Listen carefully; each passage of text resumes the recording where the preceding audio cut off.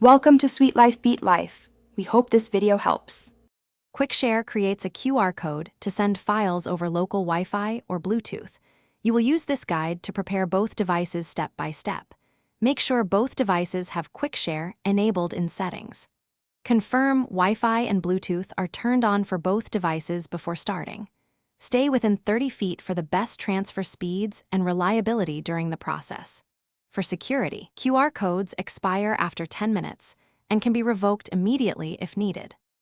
Open QuickShare on your sending device and select the files you want to share.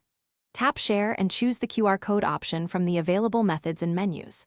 Confirm the file list and choose a file size limit like 100 MB or unlimited depending on your needs. Optionally set a password and an expiration time for extra security before generating the code. Tap Generate and wait for the QR code to render on your screen clearly and at full size.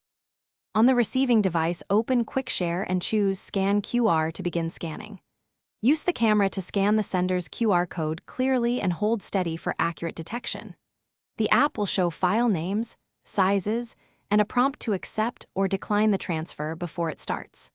Tap Accept to begin and monitor progress in the QuickShare transfer window until it reaches 100%. Keep both devices within range and avoid closing the. Thanks for watching. Consider subscribing if we helped you.